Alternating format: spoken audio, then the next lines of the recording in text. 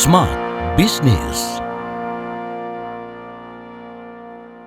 Hai, apa kabar Smart Business? Strategi satset. Ini bahasan yang akan kita lakukan selama lebih kurang 15 menit ke depan bersama saya Daniel Adam di program Smart Business Podcast ya. Nah, saya sudah bersama dengan orang yang expert di bidang strategi yang notabene-nya udah pindah kemana-mana tapi hobinya adalah makan. Jadi kalau misalnya Anda pengen coba makanan dari si pemilik bisnis ini, boleh nanti diinformasikan di sesi terakhir ya.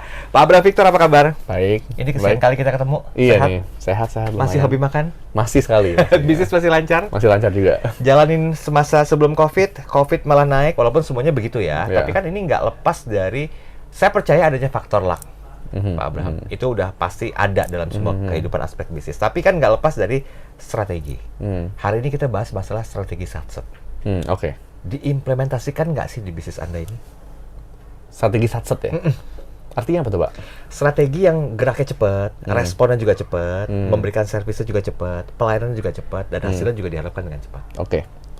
Kita, kalau di company kita banyak yang nge-joke tuh, kita kalau punya deadline tuh, ya kemarin deadline-nya ya. Jadi, of course tuh bercanda-bercandaan doang. Tapi, I think kita coba berusaha keras untuk move fast dalam segalanya. Misalnya contohnya gini, kalau kita ada komplain dari customer, itu biasanya kita langsung respons dalam 2 menit. Terus 24 jam itu udah resolved. Artinya udah beres komplainnya harusnya. Dan biasa komplain tersebut itu juga kita tahu langsung. Jadi saya pun tahu dia ada masalah apa. Terus kita langsung deep dive, investigate kenapa nih masalahnya, biar kita bisa tahu kenapa. Oke. Dan kalau misalnya ini sangat kritikal, kita langsung prioritas biar bisa di-solve langsung. Jadi menurut saya ini balik lagi ke konteks bisnis kita, di mana di bisnis consumer orang itu punya banyak banget pilihan. Kita cuma satu dari 300.000 orang yang jualan online misalnya. Yang jual ayam aja 25.000 kira-kira. Betul. Jadi kita itu cuma salah satu, dan untuk kita bisa kompetitif, untuk kita bisa menangkan hati konsumen, ya the only way itu untuk kita improve terus dan secepatnya gitu. Jadi makanya itu ya yang kita coba lakukan juga. Oke, Pak Abraham Victor, kan banyak para pengusaha, para bisnis juga yang sekarang tuh terjebak dalam ranahnya overthinking ya, yang kadang-kadang juga merasa nyaman, kadang-kadang suka mikir berlebihan juga, ini ke depan gimana, ini bisnis kenapa, bagaimana zaman seperti ini, belum lagi banyak keputusan kebijakan pemerintah yang ya mungkin dirasa kurang pro gitu lah. Iya. Anda pernah berpikir seperti itu juga nggak? Dan apa yang Anda lakukan untuk tetap eksis di bisnis consumer ini? Mungkin kalau kita lihat spektrum ya, spektrum sangat puas, spektrum paranoid gitu. Menurut saya yang healthy itu mungkin sedikit ke arah paranoid sebenarnya kalau kita punya bisnis. Oke. Karena menurut saya kita udah di bisnis consumer apalagi ya, mau segede apapun tuh yang namanya ancaman selalu ada. Contohnya gini, Nokia, zaman saya kecil itu HP segala umat. Betul. Nggak ada pemain yang segede Nokia, dan market share-nya itu 30% market share global kalau nggak salah. Jadi gila-gilaan gedenya. Tapi Nokia hilang habis itu. Jadi bahkan udah selevel itu pun bisa di-disrupt juga sama pemain baru. Jadi buat kita, apalagi kita masih nggak ada apa-apanya. Artinya ancaman itu dari semua sisi, dan kita harus berusaha keras lebih maju dari yang lainnya, biar customer itu milihnya kita terus. Jadi menurut saya lebih aman itu sedikit paranoid daripada puas kalau menurut saya. Nah, tapi keywordnya tuh healthy paranoia ya. Nah, karena kalau paranoia yang membuat kita nggak bisa bergerak ya artinya salah kan. Jadi harus healthy paranoia, dimana kita ada merasakan ancaman yang buat kita jadi move fast. Ada nggak unsur diferensiasi di strategi yang mendekati ke paranoia ini yang diterapkan di consumer? Of course. Jadi menurut saya di industri consumer itu kan, misalnya semua orang jual nasi dengan ayam. Gimana caranya ayam kita bisa lebih enak dari yang lainnya? Gimana cara ayam kita tuh kalau orang makan terngiang-ngiang gitu rasanya. Nah itu yang harus dipikirin tuh, dan itu sampai ke level detail. Misalnya ya, kayak waktu kita bikin hot set story, kan yang namanya ayam pedes tuh orang udah buat banyak kan. Betul. Nah kita tuh desain pedesnya itu biar bukan cuma pedes, tapi rasanya tuh bulat. Bukan cuma bulat, tapi kompleks. Jadi ada layernya. Dan yang terakhir itu ketika orang udah telan ayamnya, terus jilat tangannya, itu masih berasa aromanya. Nah, itu goal kita waktu kita bikin produknya. Itu kan mikirnya panjang tuh.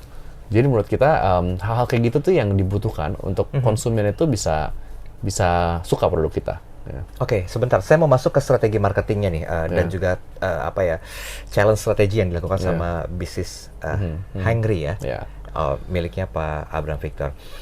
kita kenal ada istilah nano influencer, micro influencer, makro influencer.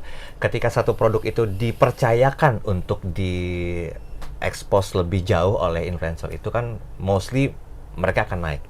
Anda menggunakan strategi itu nggak dalam berbisnis? Mungkin bukan strategi, tapi ya kita coba semuanya. Artinya kan di dunia F&B ini paling penting itu menurut saya produk sebenarnya. Jadi kalau produknya nggak oke, itu mau di-endorse sama Pak Presiden pun nggak akan lama tahan di market. Jadi produk itu paling penting sebenarnya. Nah kalau produknya udah oke, kita tinggal mengkomunikasikan ke orang-orang biar orang-orang tuh pengen coba. Jadi dua hal kan. Pertama biar orang pengen coba. Kedua buat yang udah pernah nyoba tapi udah lama nggak nyoba biar nyoba lagi. Dua itu yang coba kita komunikasikan.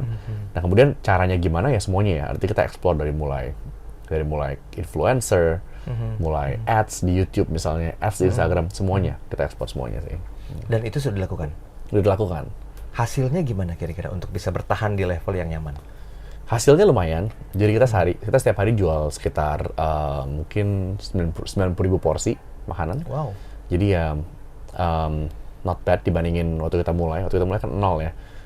Tapi tetap masih banyak ruang untuk kita bisa grow sih. Menurut kita bisa mungkin sampai 20 kali dari sekarang size-nya harusnya. Harusnya bisa begitu ya. Berarti ada strategi-strategi satset lain yang dilakukannya. Kita harus terus evolve ya.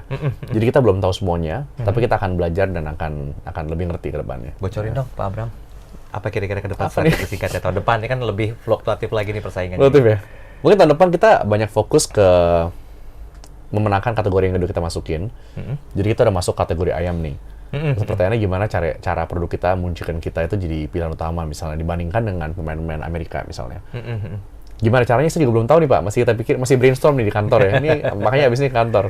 Jadi belum tahu jawabannya. Jadi masih banyak PR yang harus dikerjakan. Iya, masih banyak PR ya. On cam boleh Pak Abram Victor, boleh nggak dipesankan kepada para pelaku bisnis yang ada di Jakarta khususnya di skop kecil ya.